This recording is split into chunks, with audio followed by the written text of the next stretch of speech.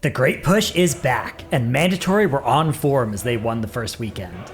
Let's take a look at their record-breaking plus 19 Siege of Boralus that saw them qualify to the global finals on February 14th. All talents and builds used by the players can be found via Raider.io in the description below. The first thing to cover here is the immediate bloodlust that Mandatory use before they even have the first pull gathered. Normally, of course, you'd wait until everyone's ready before you hit bloodlust, but Siege of Boralus' timer is just over 30 minutes, and Mandatory are planning to be faster than that timer, which means the only way they'll be able to get 4 bloodlusts is if they press them basically on cooldown. As they approach the first boss, their first and only death of the run highlights just how lethal any mistake is at this key level. A single brackish bolt goes uninterrupted, and that combined with a simultaneous iron hook are enough to take Stove from 100 to 0 in a fraction of a second. The first boss can be tough to drive into a bomb in time, but the prop paladin in this comp allows them to use Blessing of Protection on Mode as the bombs spawn to let him maneuver near the boss without fear of dying. Because these 3 bombs spawn so far apart, it's impossible to hit all 3 before one explodes, which Skylark identifies, popping one by himself after baiting a frontal away from it. This is somewhat unfortunate as it means they'll have to kite the boss around for longer and miss out on some free damage, but their strategy was resilient to this kind of thing happening. In particular, note that Skylark used only Ardent Defender, a short cooldown, rather than overcommitting to soak the bomb, which means that Divine Shield will still be available at the start of the next pull, where it's needed right on pull.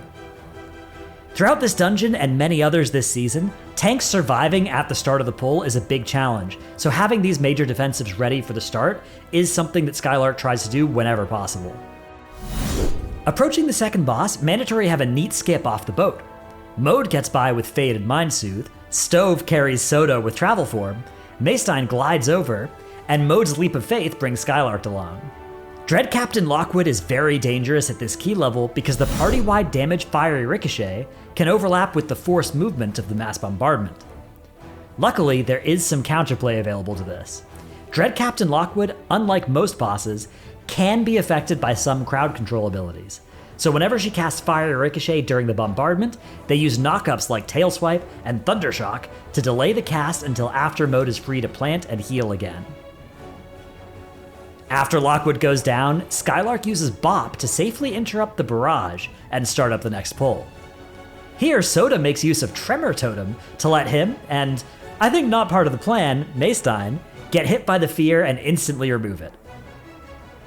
A few trash pulls later, and Mandatory pull Hadal Darkfathom, a boss which threatens to one-shot most of the group with each of his Breakwater casts.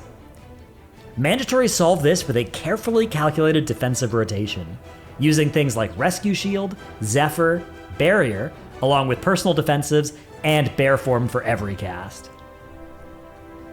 Once Hadal is dead, only the last boss stands between Mandatory and victory. This is another boss where the abilities are lethal. In particular, any overlap between the Tentacle's Slams and the boss's Putrid Waters will threaten to massively overkill anyone. Whenever it's off cooldown, Mass Dispel goes a long way towards reducing the danger here, removing the extra debuff. Mandatory can also see if they're the target of a Putrid Waters by seeing if the projectile is aiming at them. When this happens, the chosen players can press defensives preemptively to survive the massive initial damage that the Waters do. After making it to the last platform, Mandatory's early lust at the start of the dungeon pays dividends, as the ability comes up just in time to let them destroy the final demolishing terror, ending the danger of the fight. Seconds later, they finish off the last gripping terror and shoot the cannon, securing their victory. Make sure to tune in next weekend to watch Group B and see which teams will join Mandatory and No Speaky in the Great Push's global finals. Thanks so much for watching, and we'll see you in Azeroth.